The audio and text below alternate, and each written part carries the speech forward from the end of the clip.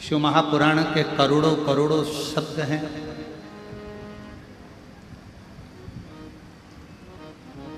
ये दुनिया की दृष्टि में केवल इनको शब्द माना गया है, दुनिया की दृष्टि में इनको श्लोक माना गया है, दुनिया की दृष्टि में इसको अध्याय, खंड, स्कंद माना। पर शिव महापुराण की कथा कहती है, यदि किसी ब्राह्मण के मुख से यदि आपने जिंदगी में एक बार भी किसी शिव धाम में बैठकर भगवान की कथा का लाभ लिया है तो समझ लो कि आपका कोई गुरु है कि नहीं पता नहीं, पर आपका गुरु देवाधिदेव महादेव बन जाता है।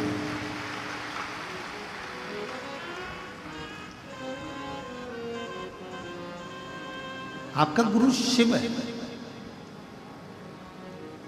और मैंने तेरे ही भरोसे बाबा, तेरे ही भरोसे हवा विच उड़ती जावांगी बाबा, डोल हटो छठी नाम कटी जावांगी। भोले मैं तेरी बदन शंभु मैं तेरी बदन हवा विच उड़ती जावांगी बाबा, डोल हटो छठी नाम कटी जावांगी।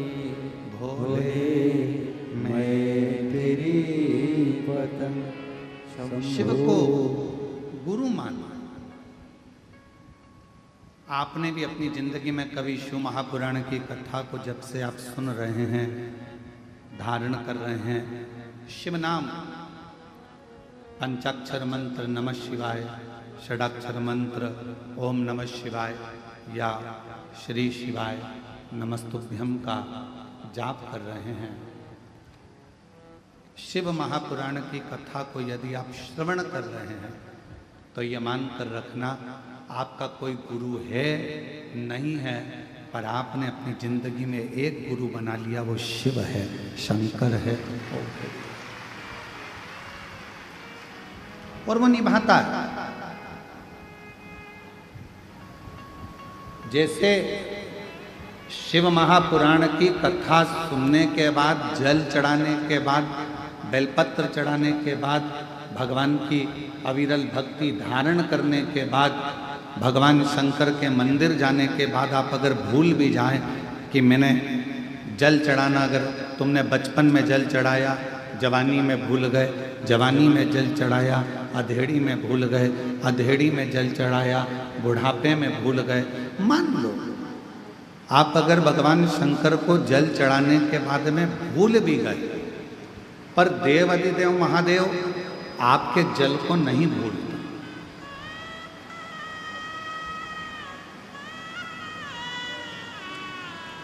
तुम चढ़ाए हो 1 लोटा, वो चढ़ा रहा है 1000 लोटा।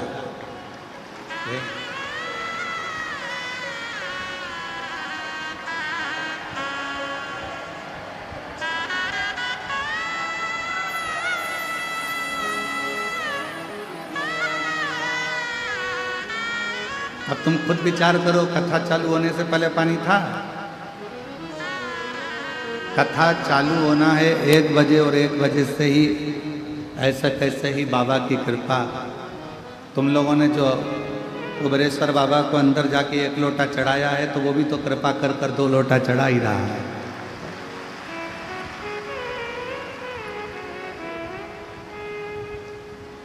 और तेरी कृपा का क्या है भरोसा, कब किस पर होगा, जरा सी हम पर कर दो, जरा सी हम पर कर दो। तेरी कृपा का क्या है भरोसा, कब किस पर हो जाए, जरा सी हम पर कर दो, ओ जरा सी हम पर कर दो। जिस पर भी हो गई तेरी कृपा करुणा वो भव पार हुआ, भव पार हुआ। पापी हो चाहे जितना उसका भी बाबा उद्धार हुआ, उद्धार हुआ। गिद्ध अजामिल गणिका जैसे तेरे मन को भार जरा सी हम पर कर दो, ओ जरा सी हम पर कर दो। आप भी बोलो तेरी कृपा का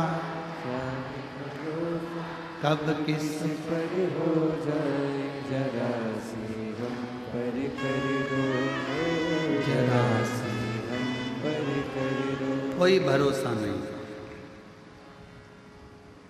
शिव गुरु कब कैसे कहाँ कृपा करता है वो ही जान सकता। शिव गुरु कब करुणा करेगा, कैसे कृपा करेगा, कहाँ कृपा करेगा, ये वही जान सकता। और फिर निवेदन करें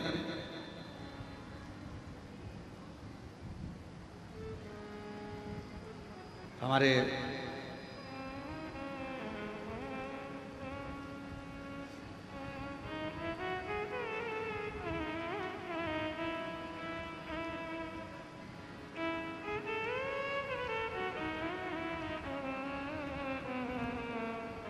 बीटा अंबाला वाले मुदगल जी अभी बीच में जब आए थे तो उन्होंने एक प्रश्न किया। मुदगल जी आपका वो प्रश्न हमको स्मरण में है कि शिवजी स्वप्न में हर कभी आ जाते हैं।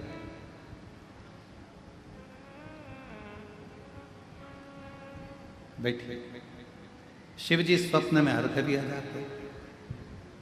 तो भगवान शंकर का स्वप्न आना अच्छा होता है कि बुरा होता है?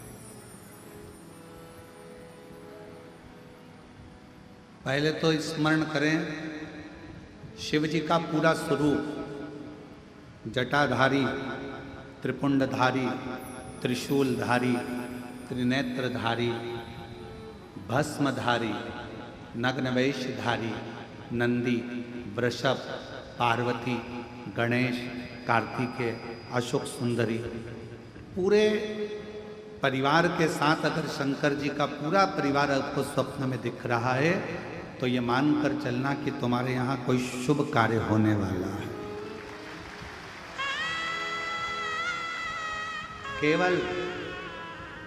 केवल और केवल भगवान शंकर त्रिशूल लेकर, त्रिपुंड लगा है, जटाजूड़ बांधे हुए हैं, भस्म रमी हुई है, मृगछाला पहने हुए हैं, बागंबर धारी है, रुद्राक्ष की माला है, चेहरे पर मुस्कुराहट है, अकेले शिव त्रिशूल के साथ नजर आ रहे हैं तो समझना कोई संकट आने वाला था, उसको टालने के लिए मेरा शंकर तुम्हारे स्वप्न में आकर खड़ा। और यदि भगवान शंकर का कोई शिवलिंग नजर आ रहा है, केदारनाथ, भीमा शंकर, महाकाल, कुबेरेश्वर बाबा, मल्लिकार्जुन, वैद्यनाथ, कृष्णेश्वर, या तुम्हारे घर के पास में जो शिवलिंग है वो भी, या कोई पुराना शिवलिंग जिसको तुमने कभी देखा ही नहीं है, तुम्हारे स्मरण में भी कभी नहीं आया, ऐसे शिवलिंग का अगर दर्शन हो रहा है तो ये समझ लेना कि शंकर भगवान आपके द्वारा कोई अच्छा कार्य करवाने वाले हैं और वो आपको प्राप्त हो, वो प्राप्त हो।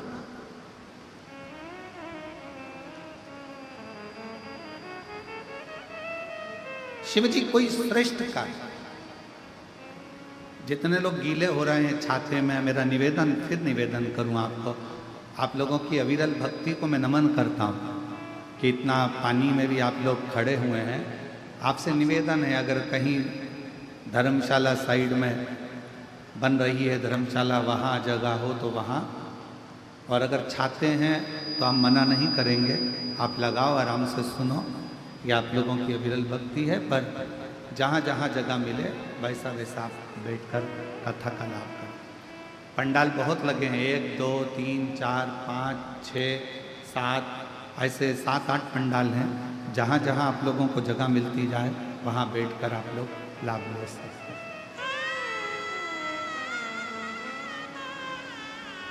शिव कथा कर रहे हैं।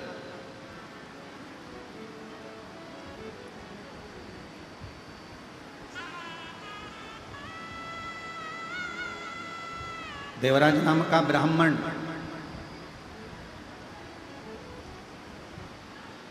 और उस देवराज नाम के ब्राह्मण का सबसे बड़ा क्रम कि ना मैंने कोई पुण्य करा, ना मैंने कोई दान करा, ना मैंने कोई सत्कर्म करा, ना मैंने कोई गुरु बनाया, ना कोई मैं तीर्थ गया, ना मैं कोई अच्छे कार्य के लिए गया। फिर आखिर एक बात समझ में नहीं आती कि मैंने कोई ऐसा बड़ा काम नहीं करा, मैंने कोई सत्कर्म नहीं करा, मैंने कोई पुण्य नहीं करा, मैंने कोई दान नहीं करा, मैंने कोई गुरु नहीं बनाया, फिर ऐसी कृपा, फिर ऐसी करुणा कि मुझे नंदी पर बिठाकर कैलाश धाम के लिए लेकर गया। ये पुण्य कौन सा? तो कहा एक पुण्य,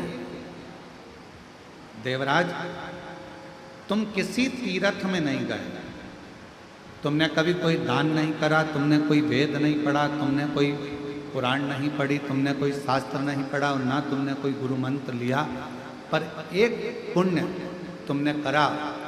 पहला पुण्य था शंकर भगवान के मंदिर तक पहुंच जाना। शिव महापुराण की कथा कहती है, जो शिव के मंदिर तक पहुंच जाता है, समझ लो वो सारे तीर्थ कर लेता है। पूर्ण बोल बम का नारा है,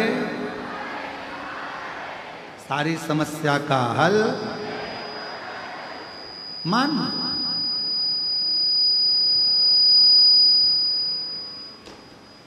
यदि कोई शिव मंदिर तक पहुंच गया तो समझ लो उसने सारे तीर्थ कर लिए।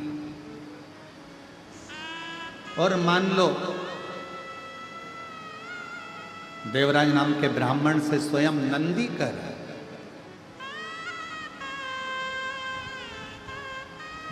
यदि मंदिर में पहुंचने के बाद उसने अगर भगवान शंकर की कथा को, शिव महापुराण की श्रवण कर लिया, वाचन कर लिया, सुन लिया, तो समझ लो उसने सारे वेद पुराण और शास्त्रों को पढ़ लिया और श्रवण कर लिया। सब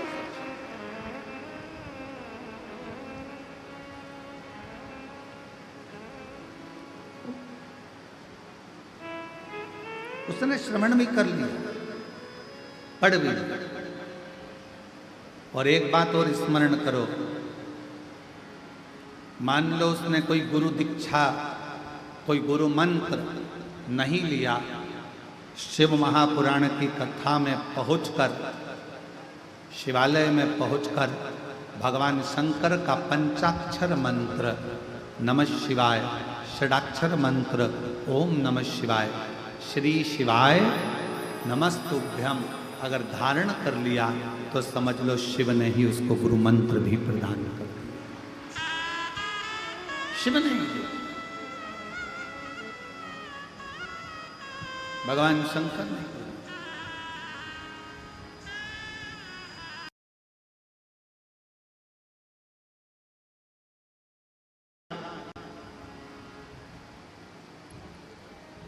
गुरु का काम भी मार्ग दिखाने का है और शिव महापुराण का काम भी मार्ग दिखाने का है।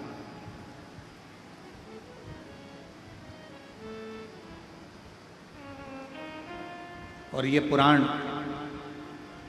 24,000 श्लोक, 12 खंड, 12 संहिताएं, करोड़ों शब्द, यह हमें मार्ग प्रशस्त करते हैं। मार्ग, हाँ, गुरु भी परीक्षा लेता है और शिव महापुराण की कथा भी परीक्षा लेता है, शंकर भी परीक्षा लेता है।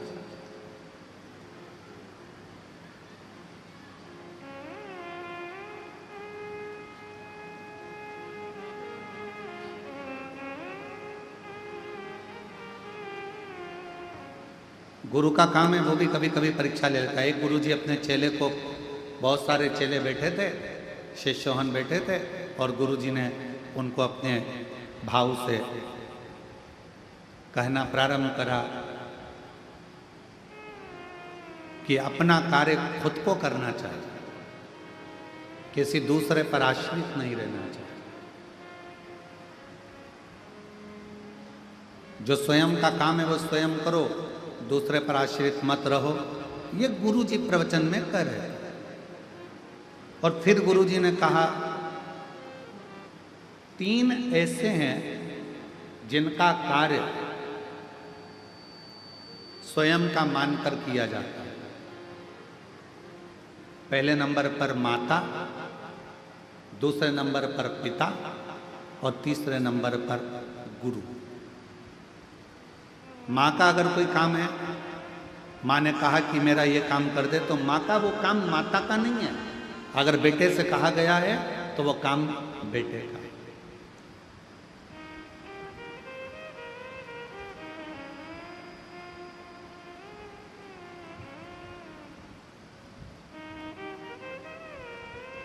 चार साल पहले सूरत वाले सोमानी जी कथा करवाए थे हॉल के अंदर। क्या है सोमानी जी, उस समय पर खटिया पर हम बैठे थे तो आपसे बात कर रहे थे, तो एक प्रसंग आपके मुख से निकला था कि हमारी माता, तो भाभी जी बोली थी हमारी सास और हमारे ससुर का नेचर ऐसा था, वो अपना काम भी स्वयं करना पसंद करते थे, और रसोई घर से जितने लोग आ जाते थे उनको खिलाकर प्रसन्न होना पसंद करते थे। हमें वो संवाद भी याद है हमारे, आपका वो बोला हुआ। और वही शिव महापुराण की, गुरु शिव महापुराण की कथा कर रही है, व्यक्ति को अपना कार्य खुद करना चाहिए, पर 3 का काम उनका नहीं होता। 3 का काम, अगर माँ का कोई काम है, माँ ने कहा कि बेटा मेरा ये काम कर दो, तो माँ का वो काम केवल माँ का नहीं है, बेटे का फर्ज है माँ का कार्य करे, तो वो काम केवल माँ का नहीं होता, वो काम अपना खुद का होता। पिता ने कहा बेटा मेरे लिए ये सामान ला दे या मेरा ये काम कर दे, वो काम पिता का नहीं होता, वो काम स्वयं बेटे का होता है। और गुरु ने अगर कोई काम कह दिया तो वो काम गुरु का नहीं होता, शिष्य का खुद का होता है, वो गुरु का नहीं,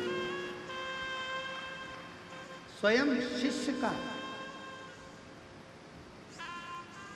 और कोई ये ना कहे कि ये गुरु जी का काम है। गुरु पूर्णिमा के अवसर पर अगर आप कथा में आए हो, खड़े होकर भोजन परोस रहे हो, रोटी बेल रहे हो, सब्जी बना रहे हो, आलू काट रहे हो, सब्जियां काट रहे हो, सेवा कर रहे हो, पानी पिला रहे हो, किसी को नाश्ता करा रहे हो, ये मत सोचना कि ये काम तो गुरु जी का है, गुरु जी का है, गुरु जी का है। सब श्री शिवाय नमस्तुभ्यम बोलने वाला एक एक बच्चा शंकर जी का चेला है, शिव जी का शिष्य है। और ये कुबेरेश्वर धाम की गुरु पूर्णिमा की कथा गुरु जी की नहीं, एक एक बच्चे की और एक एक व्यक्ति की है जो शंकर को भजता है, शिव का तत्व। माँ का काम केवल माँ का नहीं है। माँ ने कह दिया बेटा मेरे कपड़ों को वहां डाल दे, माँ ने कह दिया मेरे कपड़े धो दे, माँ ने कह दिया मेरा एक काम कर दे, माँ मेरा काम ये कर दे, वो माँ का काम नहीं है। शिव महापुराण की कथा कहती है, गुरु अपने शिष्य से कह रहे थे, जितने शिष्य बैठे थे सबको कह रहे थे अपना काम स्वयं करना चाहिए, पर 3 का काम अपना खुद का होता है। पहला माँ का काम अपना खुद का है, पिता कोई काम बताए वो अपना खुद का है, और गुरु अगर कोई भूल से भी तुमको काम बता दे तो वो अपना खुद का है, उसको करना चाहिए, उसको बोलना नहीं चाहिए।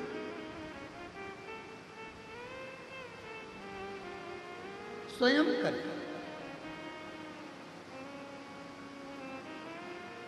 हमारे यहाँ अगर कोई कार्य होता है और कोई चीज़ का पता लगाना होता है कि भाई ऐसा ऐसा काम है, हम इंदौर में सूचना चंदन सोनी जी को कह देते हैं, चंदन भैया जरा पता करना है जरा, भाई चंदन सोनी जी, तो चंदन सोनी जी दुकान को छोड़ देते और पहले काम कर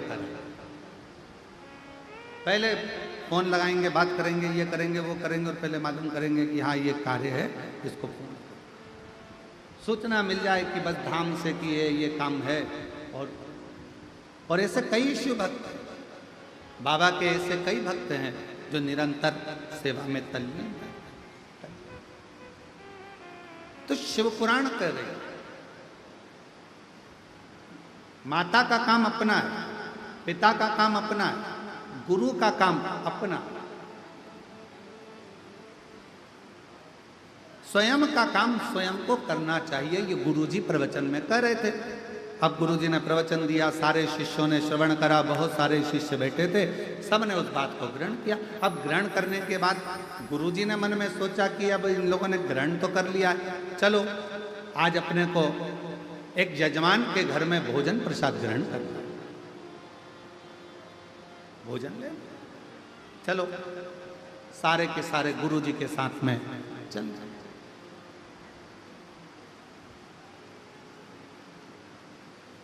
ओम नमः शिवाय, ओम नमः शिवाय, ओम नमः शिवाय, ओम नमः शिवाय। गुरुजी चले, चेले पीछे पीछे चले, सब मंत्र जाप करते करते जा रहे। अब गुरुजी ने प्रवचन दिया था अपना कार्य अपने को करना चाहिए। चलते चलते एक बड़ा सा गटर आ गया, नाला, और बड़ा सा गटर आया, नाला आया, और गुरुजी उस सारे चेले नाले को, गटर को लांग गए। गुरुजी भी लांग रहे थे। लांगते से ही उनके पांव की जो चप्पल थी, खड़ाऊ थी, वो गटर में, नाले में गिरी। हर हर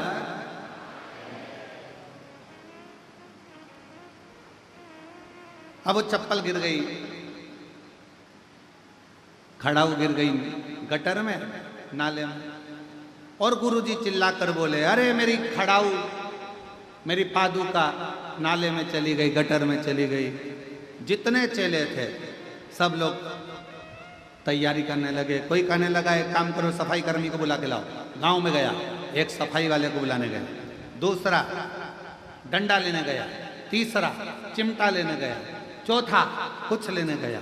सब यहाँ वहाँ भटक रहे। 15 मिनट हो गए, कोई खड़ाऊ नहीं निकाला। एक शिष्य सबको देख रहा था, गुरुजी को प्रणाम करा, गटर में उसने सोया, गटर में हाथ डाला, खड़ाऊ को निकालने लगा, पर खड़ाऊ उसके हाथ में नहीं, खड़ाऊ उसके हाथ में नहीं, पादुका उसके हाथ में नहीं। अब जब खड़ाऊ उसके हाथ में नहीं आई, पादुका नहीं आई, उसने अपने तन का वस्त्र उतार कर गुरुजी को दिया और गटर में कूद गया, नाले में कूद गया।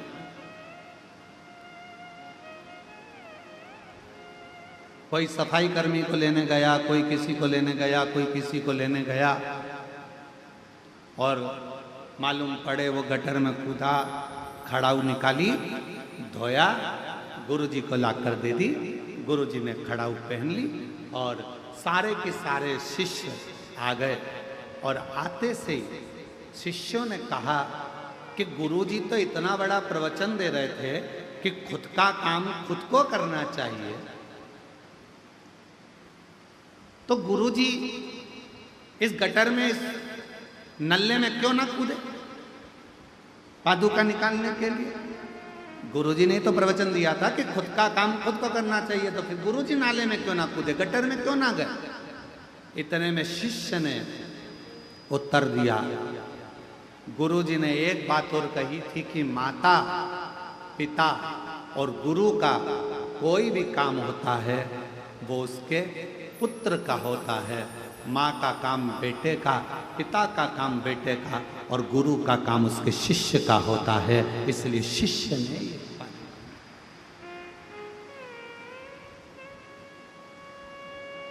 चल दिया, फिर चल दिया।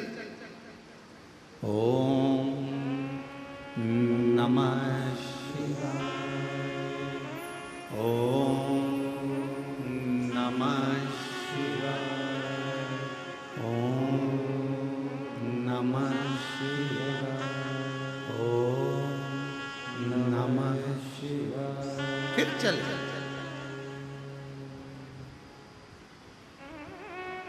जजमान के यहाँ भोजन ग्रहण किया, वापिस लौट कर आ गए। गुरुजी को मालूम था सामने गटर है, चप्पल फिर चली जाएगी पादुका। उन्होंने अब की बार पादुका का हाथ में उठवाया, लांग गए, आश्रम पहुंच गए। और गुरुजी सारे शिष्यों को बुलाए और बुलाकर कहा कि आज मेरा दिल बड़ा प्रसन्न है, बहुत खुश हूं मैं आज मेरा मन कर रहा है।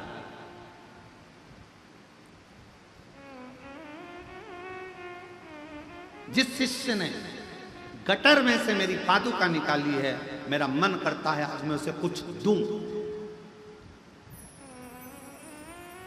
सारे चेले सुन्न हो गए। बताओ, अपने को क्या मालूम था, अपन निकाल देते, अपने को कुछ मिल जाता। सारे चेले बड़े, आज मेरा मन कर रहा है कि मैं गटर में से इसने मेरी पादुका निकाली है, मैं कुछ दूं।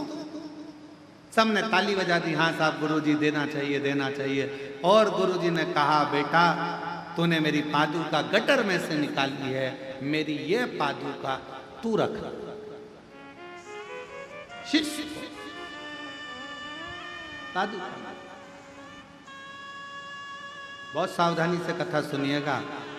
गुरु शिव पुराण कथा चल रही है। शिव गुरु, गुरुजी ने पादुका उस चेले को दे दी। चेला पादुका को सिर पे लगाकर अपने कक्ष में ले गया।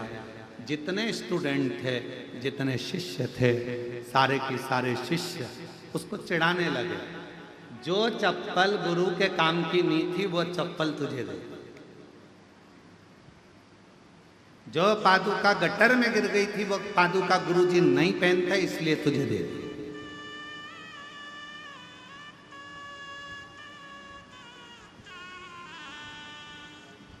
कई लोगों के मन में एक भ्रम चलता, हम अपने गुरुजी के पास गए, गुरुजी ने अपना एक शाल लिया, हमारे को उड़ा दिया। हमें ऐसा लगता है वो गुरुजी का शाल किसी काम का नहीं था ना, इसलिए फिर ही रखा था तो उन्होंने उड़ा दिया।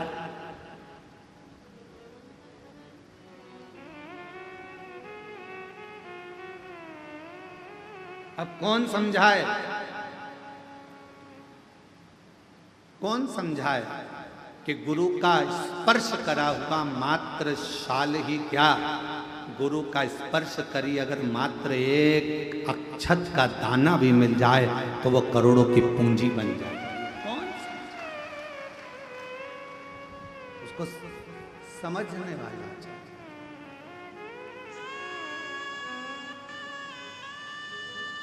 और मैंने तेरे ही भरोसे बाबा, तेरे ही भरोसे हवा बिच उड़ती जवानी बाबा, डोरा तो छड़ी ना में कटी जवानी। कौन सा एक चावल का दाना भी अगर शिव गुरु का मिल जाए शंकर का मिल जाए, कोई सतगुरु का मिल जाए तो वो हमारी जिंदगी को सवार दे। एक इच्छा।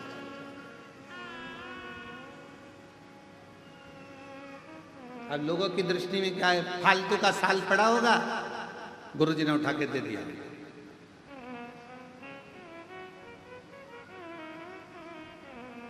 अब जरा विचार करिएगा, फालतू के साल को भी अगर गुरु तुम्हारे गले में डालकर कीमत वाला बना सकता है तो तुम भी फालतू हो, तुमको भी उठाकर शंकर के चरणों में डालकर तुम्हें कीमत वाला बना सकता है।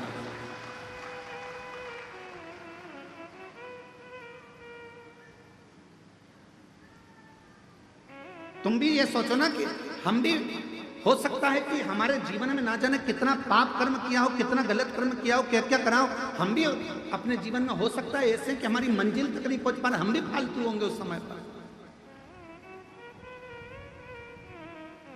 हमारे पास में भी कोई कार्य नहीं होगा तो हमारा गुरु, कोई शिव गुरु ऐसा मिलेगा कि हमको भी परमात्मा की शरणागति तक, शुभ कार्य तक पहुंचा सकता, अच्छी जगह तक पहुंचा सकता।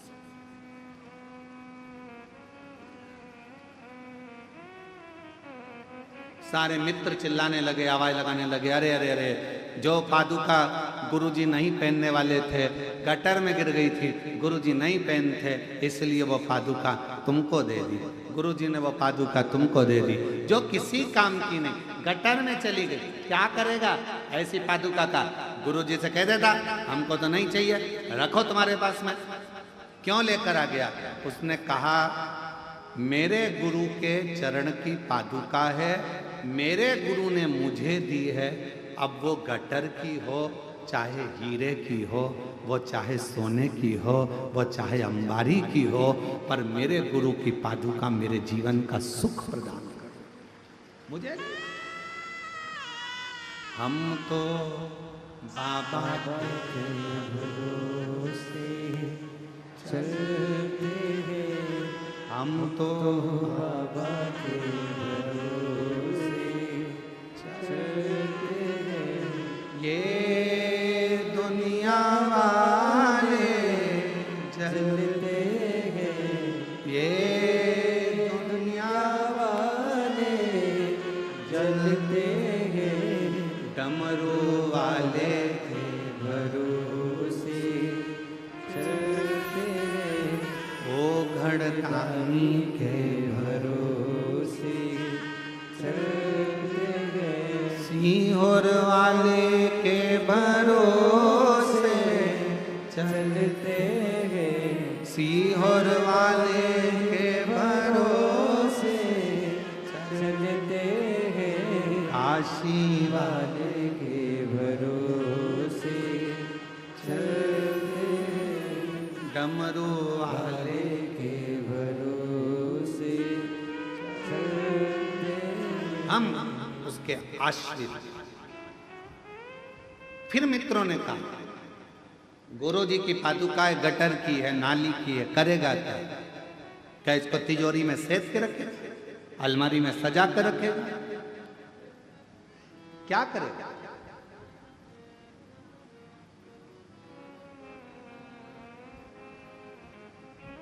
और शिव पुराण कहती है बाबा तेरे चरणों की गर धूल जो मिल जाए, सच कहता हूं मेरे कुबरेश्वर बाबा मेरी जिंदगी संवर जाए।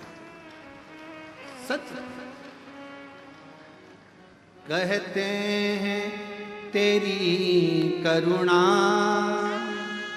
दिन रात बरसती है, कहते हैं तेरी करुणा दिन रात बरसती है, एक बूंद जो मिल जाए, एक बूंद जो मिल जाए, मन कलियां खिल जाए, भोले तेरे चरणों की कर धूल जो मिल जाए,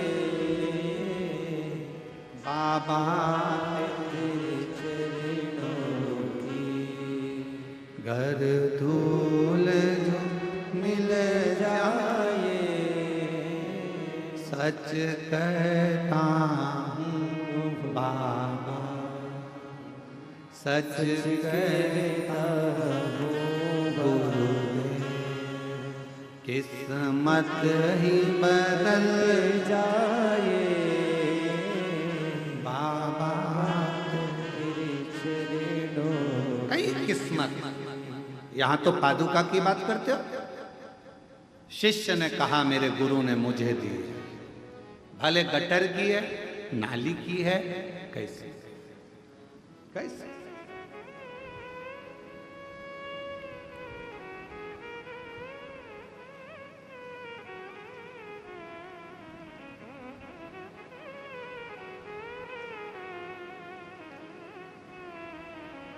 दंडवत करी है कभी आपने? जम के बोलो जरा। भगवान के सामने दंडवत करिए, प्रणाम कराए। आवाज नहीं आई, बोलो तो ठीक है। अब भगवान के सामने दंडवत करना है तो पहले तुम जगह देखोगे कि यहां गंदा हो रहा है, वहां थोड़ा सा कीचड़ है, थोड़ा सा फिर उधर से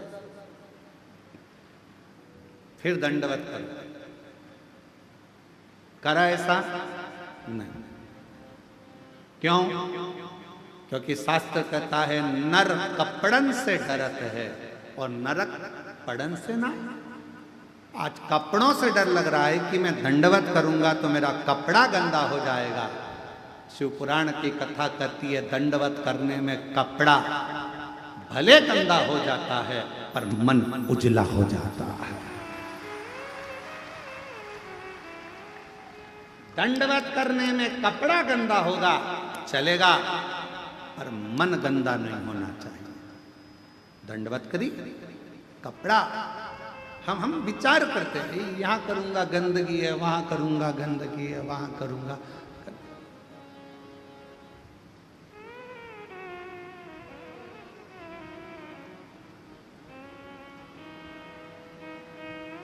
कितना सुंदर कहा है, सावधानी पूर्वक सुनिएगा। जब कावड़ चलती है, कावड़ को लेकर जो कावड़िया कंधे पर बांबू लेकर दो डंडे में, डंडे के अंदर दो लोटा लेकर बोल बम लेकर चलता है। किसी का पीक, थूक, गुटका रोड पर पड़ा रहता है।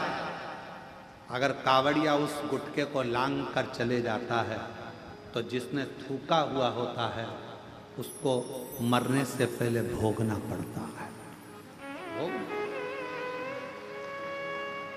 कावड़ जाने वाले रास्ते पर कावड़िया जिस मार्ग से जाते हैं, कावड़िया जिस रास्ते से निकलते हैं, कावड़ जिस मार्ग से निकलती है, उस मार्ग को कई लोग अपने घर के दरवाजे पर भी अगर गंदगी है तो पानी डालकर साफ कर देते हैं कि कोई कावड़िया निकल कर जाएगा, शिव के लिए जल लेकर जा रहा है, शंकर को दिल से चढ़ा रहा है। हम नहीं जा सकते पर अपने मार्ग को स्वच्छ तो बना सकते। और कितनी सुंदर बात कही स्वयं माता पार्वती जी ने तुमरुका जी से प्रश्न किया था कि कावड़ सावन के महीने में क्यों भराती है? क्या कावड़ शिवरात्रि पर नहीं भरा सकती? 12 महीने नहीं भरा सकती? श्रावण के महीने में ही क्यों भराती है? क्योंकि भगवान तुमरुका जी ने कहा संसार में रहने वाला चाहे पशु हो, पक्षी हो, जलचर हो, चाहे मनुष्य हो, वो पृथ्वी पर गंदगी कर देता है। बारिश का पानी सावन में जब गिरता रहता है तो रोड मार्ग स्वच्छ होता रहता है। तो जिसने अगर कुछ गंदगी करी भी है तो उसको दोष नहीं लगता और कावड़िया निकलता चले। श्रावण में कावड़ की महत्वता क्यों? क्या माघ महीने में कावड़ नहीं भर सकते? क्या बैसाख महीने में कावड़ नहीं भर सकते? क्या हम ज्येष्ठा महीने में नहीं भर सकते? कार्तिक में नहीं भर सकते? भादों में नहीं भर सकते? केवल श्रावण का महीना कावड़? उसका कारण केवल इतना सा है, जल वृष्टि होती रहती है, भूलवश कोई थूक कर चले गया, वो पानी से साफ हो जाता है, तो जिसने थूका उसको दोष नहीं लगता है। कावड़िया के चलने से पाप उत्पन्न नहीं होता, इसलिए श्रावण के महीने में ही कावड़ को भरा जाता है। ये शिव की उदारता, शंकर की करुणा। नहीं तो शिव जी के कावड़ तो बैसाख में भी बढ़ सकते थे, जिस समय लोग ठंडा पानी भरते हैं भगवान को चढ़ाते हैं। और नहीं तो कई लोगों के मन में आता है कावड़ क्यों चढ़ा रहे हो सावन में, भगवान के ऊपर तो पहले से ही इतना पानी गिर रहा है बारिश का, क्या करोगे चढ़ाकर। और कावड़ को श्रावण महीने में चढ़ाने का कार्य ही यही है कि मान लो कोई पक्षी है, उसने गंदगी कर दी, कावड़ यह उलांग कर गया, पक्षी को दोष लगे, उससे अच्छा है श्रावण के महीने में जलवृष्टि होती रहती है और वह जलवृष्टि के कारण कावड़िया चलता रहता है, तो किसी को दोष नहीं लगता। बाबा के धाम पर जाकर अविरल जल को समर्पित करता है तो सुख का अनुभव करता है, सुख का।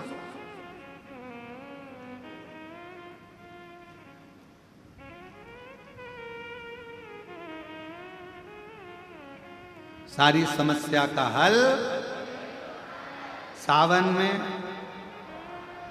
बस तो फिर तैयारी करो बोलने की, सारी समस्या का हल। अरे फिर बोल गए 1 लोटा, सावन में 2 लोटा, सारी समस्या का हल 2 लोटा जल सावन।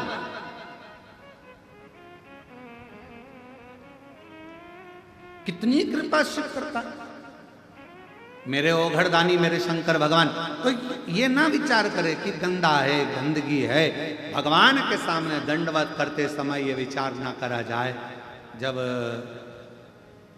हम गिरि गोवर्धन नाथ जी की दंडोती परिक्रमा करे, सालों हो गए, तो गिरिराज बाबा की जब 21 किलोमीटर की दंडवत परिक्रमा सोते सोते सोते सोते दंडवत करते करते कोई स्थान ऐसा आता है जहाँ नाली भी निकल कर जाती है।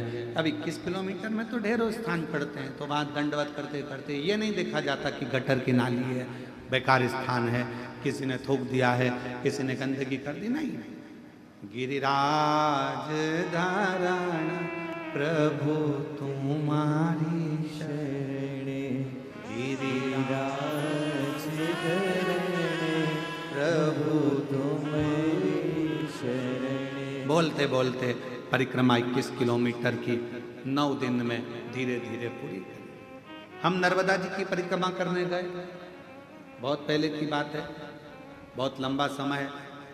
जहाँ चले जाते कोई गंदगी भी है तो उसको लांगते लांगते भजन करते, माई नरब दे हर, माई नरब दे हर, माई नरब दे हर, माई नरब दे हर, माई नरब दे हर।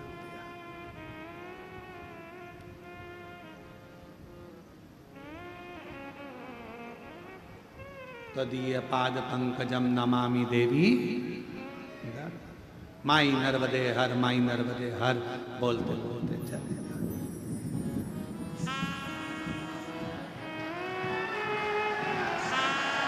माई,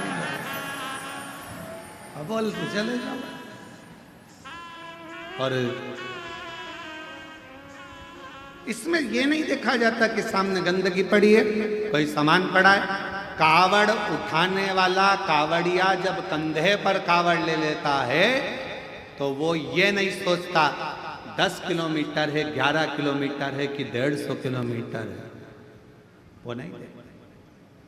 पिछले वर्ष सीहोर कुबरेश्वर धाम पर अमरावती से भी आगे से 350 से 400 किलोमीटर दूर से पैदल चलकर लोग कावड़ लेकर आए और अभी फिर आ रहे। इस वर्ष सागर, मध्य प्रदेश के सागर से आगे नर्मदा जी है, लगभग वहां से पड़ेगा यहाँ तक 322 किलोमीटर दूर से लोग पैदल चलकर कावड़ लेकर आ रहे। कावड़िया कंधे पर कावड़ ले लेता है, ये विचार नहीं करता कि मुझे कहां तक जाना है। कावड़ उसने ली है, चिंता भोलेनाथ को करना है, कब मंजिल तक पहुंचाना है ये उसके ऊपर। तो चल, अगर मान लो ये नहीं देखा जाता कि ये गंदगी। अब कुछ शिष्य ने अपने मित्रों से कहा मेरे गुरुजी की पादुका है, मेरे गुरुजी ने दी है, वो गटर की है, नाली की है, कहाँ की है? और बाबा तेरे चरणों के होना हमें बास रे, तेरे चरण रज से बुझानी हमें प्यास रे। ये उसके चरण का बिंद मिल गया, उससे बढ़कर कोई सुख नहीं। पादुका रख ली, शिष्य चिढ़ाने लगे, समय बीत गया, शिष्य लोग अपने अपने घर चले गए। ये भी पादुका लेकर गया। पादुका ले जाने से पहले इसने घर के अंदर बंदरबार बांधी, मेरे गुरु की पादुका आई है। पास में उसके मित्र रहते थे, उसके घर के माता पिता को कह दिया तुम्हारा लड़का पागल हो गया। गुरुजी ने जिस पादुका को गटर में गिरा दिया था वो गुरुजी पादुका खुद नहीं पहने, इसको दे दी, और वो पादुका तुम्हारा लड़का लाया है। उसने लाकर उस पादुका को एक श्रेष्ठ जगह पर पूजन के लिए रख लिया। बस रोज पादुका का पूजन करता। समय निकलता गया, 6 महीना, 8 महीना, 1.5 साल, 2 साल निकले। उसका ज्ञान बढ़ता गया, विद्वत्ता बढ़ती गई, वैभव बढ़ता गया। जब गुरु कृपा करता है तो फिर वैभव के साथ में धन देना प्रारंभ कर देता है। पहले तपाएगा। गुरु का काम, मेरे शंकर भगवान का कार्य, मेरे शिव तपाएंगे, गुरु तपाएगा। अरे जाओ भगवान के भरोसे रहो, करो मेहनत थोड़ी करो। अरे मैं तो हार गया। हार? कितना सुंदर कहा है।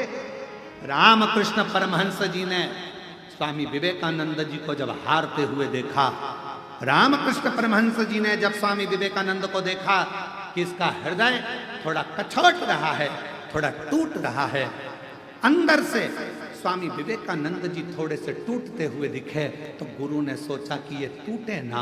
रामकृष्ण परमहंस जी स्वामी विवेकानंद जी का हाथ पकड़कर समुद्र के तट पर ले गए,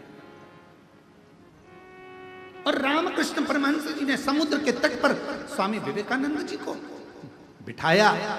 थोड़ी देर में एक मछुआरा मछली पकड़कर जाल लेकर आया, बहुत सारी मछली। गुरुजी ने कहा देखो स्वामी विवेकानंद, इसमें 3 तरह की मछली है। पहली जो सोच रही है कि अब मैं मरूंगी, दूसरी निकलने का प्रयास कर रही है पर थोड़ी देर में वो हार जाती है, और तीसरी मछली बार बार निकलने का प्रयास कर रही है। इसमें 3 मछलियां हैं। बोलो स्वामी विवेकानंद, इनमें से कौन सी मछली जाल में से निकल जाएगी, बताओ। स्वामी विवेकानंद जी ने कहा गुरुदेव, वो तीसरे नंबर की मछली जो बार बार निकलने का प्रयास कर रही है, वो एक ना एक बार जाल में से निकल जाएगी। स्वामी विवेकानंद जी से रामकृष्ण परमहंस ने कहा मनुष्य के जीवन में भी 3 पड़ाव आते हैं। दुख के समय में पहले नंबर की मछली की तरह मनुष्य होता है, हिम्मत हार जाता है, मेरा ये काम नहीं होगा, मेरा दुख कभी समाप्त नहीं होगा, मेरी तकलीफ नहीं मिटेगी, मुझे लगता है भगवान ने मेरी किस्मत में औलाद दी नहीं, मुझे ऐसा लगता है भगवान ने मेरी किस्मत में दुख ही दुख दिया है। हिम्मत हार कर बैठ जाता है, वो पहले नंबर की मछली है। दूसरे नंबर का स्वामी विवेकानंद, ये दूसरे नंबर की मछली वो है जो एक मनुष्य हिम्मत करता है, मैं आगे बढ़ूंगा, मैं आगे बढ़ूंगा, पर थोड़ी सी दूर चलने के बाद फिर लोग कह देते तेरा काम नहीं होगा, मुश्किल है, हिम्मत हार कर बैठ जाता है। थोड़ा तो बढ़ता है, फिर हिम्मत हार कर बैठ जाता है। ये दूसरे नंबर की मछली है। और तीसरे नंबर की मछली वो होती है, एक बार हिम्मत हारी, फिर बढ़ूंगी, फिर बढ़ूंगी, फिर बढ़ूंगी, मरते दम तक बढ़ने का प्रयास करूंगी, तो एक न एक दिन चाल से निकल जाऊंगी। दुख आया, तकलीफ आई, कष्ट आया, थोड़ा प्रयास करना। स्वामी विवेकानंद जी को 3 मछली से भगवान रामकृष्ण परमहंस जी ने अपने शिष्य को ज्ञान उपदेश दे दिया था कि तीसरे नंबर की मछली प्रयास करती रहती है तो मंजिल तक पहुंच जरूर जाती है। आप अपना प्रयास करते रहना, हिम्मत हारने वाले हों। सेकंड नंबर के जो लोग होते हैं, दूसरे नंबर की मछली जो होती है, लोगों ने कुछ कहा, हिम्मत हार गए, किसी ने ताना दिया, हिम्मत हार गए, किसी ने कुछ कहा, हिम्मत हार गए। कहने लगे कहने वाले, आग लगे बस्ती में, अपन रहो मस्ती में। किसी ने निंदा कर दी, बुराई कर दी, मन दुख गया, आज के बाद मैं ये काम नहीं करूंगा, आज के बाद ऐसा करूंगा ही नहीं। अरे अभी थोड़ा करा है, आगे चलकर 4 गुना और करो, क्योंकि तुम्हें हिम्मत नहीं आ रहा है। निंदा करने वाला निंदा करेगा, बुराई करने वाला बुराई करेगा, अपशब्द कहने वाला अपशब्द लिखेगा। सोशल मीडिया में, अन्य जगह पर उसका काम केवल एक है, तुम्हारे भीतर के विल पावर को तोड़ना, तुम्हारे भीतर के विश्वास को तोड़ना, तुम्हारे भीतर के विल पावर को, तुम्हारी मजबूती को तोड़ने के लिए लोग दिन भर सोशल मीडिया हो, अपशब्द लिखने से बाज नहीं आते और अपशब्द बोलने से बाज नहीं आते, पर भीतर से मजबूत रहना कि तुम शंकर के शिष्य हो, टूटने वाले नहीं। भीतर से मजबूत रहना, तुम टूटने वाले नहीं। ये मेरे शंकर का एक शब्द अपने भीतर उतार कर रखना कि 3 मछलियां रामकृष्ण परमहंस जी ने स्वामी विवेकानंद जी को दिखाई थी। पहली जो हिम्मत हार गई, मर गई, दूसरी आगे बढ़ी, फिर ठंडी होकर बैठ गई, और तीसरी बार बार प्रयास करती रही। 1 बार नहीं होगा, 2 बार नहीं होगा, 3 बार नहीं होगा।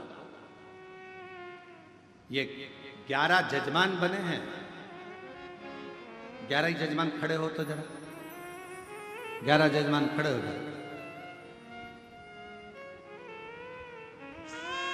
ये 11 जजमान बने।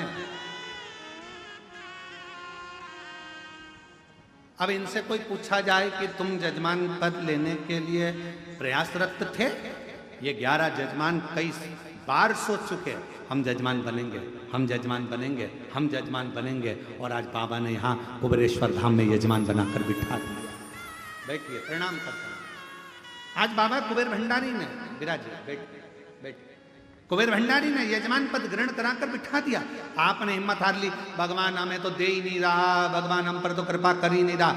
करो अपना कर्म, अपनी मेहनत, अपनी लगन और शंकर पर किया गया भरोसा, एक दिन तुम्हें भी यजमान बनाकर बिठाएगा, ये निश्चित है। हिम्मत नहीं हार। हम तो बाबा के भरोसे चलते हैं, हम तो बाबा के भरोसे चलते हैं। और जब हिम्मत करोगे, एक पत्र है, अच्छा है, देखिए।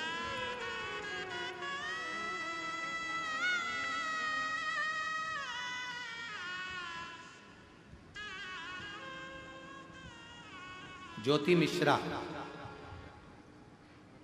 शांति नगर बांदा, उत्तर प्रदेश की रहवासी है।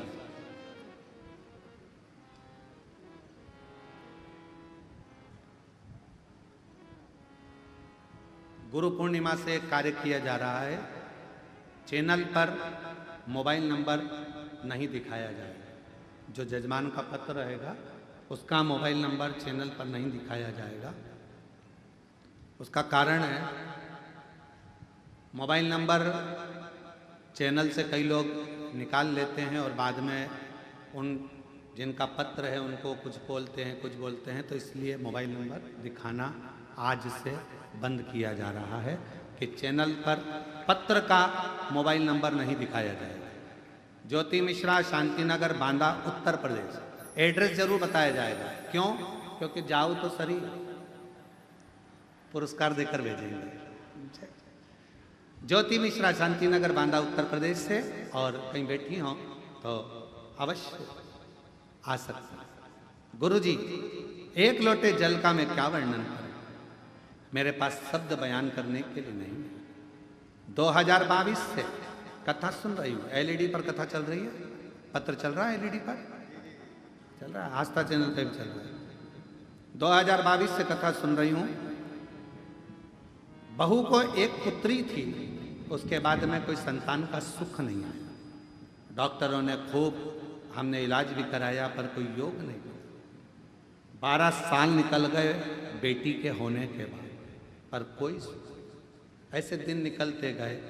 तब किसी के कहने पर सफेद आंकड़े की जड़ का उपयोग करा, पशुपतिनाथ का व्रत किया, और मेरी बहू बाबा की कृपा से 12 साल के बाद पुत्र रत्न की प्राप्ति हुई। ये शिव की कृपा से। गुरुदेव, ये तो एक छोटी सी बात है, पर सबसे बड़ी बात यह है कि मेरे पेट में एक गांठ हो गई थी, जिस गांठ को बच्चेदानी में डॉक्टर ने हर कुछ बोला, पर बाबा पे भरोसा कर कर रुद्राक्ष का जल और बेलपत्र खाना प्रारंभ करा तो आज बाबा की कृपा से मेरी गांठ गल गई।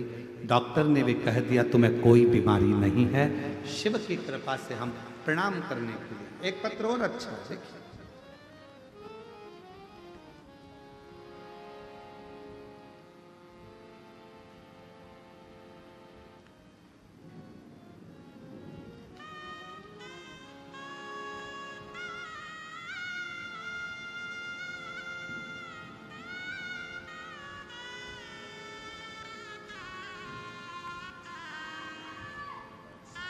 मैं मोहिनी राणा, जिला धौलपुर, राजस्थान की रहने वाली हूँ। मेरा नंबर 2024 में आंगनवाड़ी का फॉर्म भरा था। कुछ दिनों के बाद उन्होंने फॉर्म में कोई गलती निकाली, फिर फॉर्म भरा, फिर कोई गलती निकाली। 2024 का रुद्राक्ष महोत्सव फरवरी में अपने कुबरेश्वर बाबा सीहोर लेकर आए और बाबा से विनती कर कर गई। आज बाबा की कृपा से 1 अप्रैल को मुझे ज्वाइनिंग आ गई। बाबा को प्रणाम करने के लिए यहाँ पर आए। शिव तत्व कहता है, एक माँ ने पत्र में लिखा, लक्ष्मी उमाशंकर चौरसिया, राजीव नगर, बेगमपुर, दिल्ली से आए हैं। कहीं बैठे हों जिनका पत्र पढ़ा जा रहा है वो लोग आ सकते हैं। मेरी पोती की तबीयत बहुत खराब थी। बाथरूम में प्रोटीन जाता था, जिस वजह से उसकी किडनी खराब हो गई थी। उसके हाथ ने काम करना बंद कर दिया था। सारे डॉक्टरों को दिखाया पर फिर भी उसका कोई लाभ नहीं मिला। हाथ काम नहीं करता था, पूरा हाथ बेकार हो गया था। तब विचार किया क्या करें।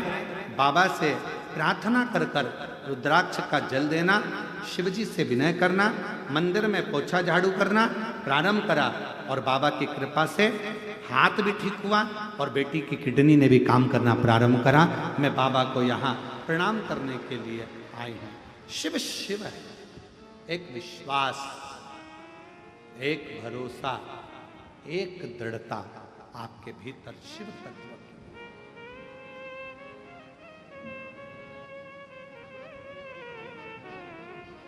एक दृढ़ता अपने भीतर। और शंभु शरणे पड़ी मांगू घड़ी रे दुख काटो दया करी निदर्शन आपो। शंभु शरणे पड़ी मांगू घड़ी रे घड़ी दुख काटो दया करी निदर्शन आपो। आप शिव पर कितने आश्रित। भगवान की भक्ति में यह नहीं देखा जाता कि कहां गंदगी देखने का काम शिव महापुराण की कथा नहीं सिखाती।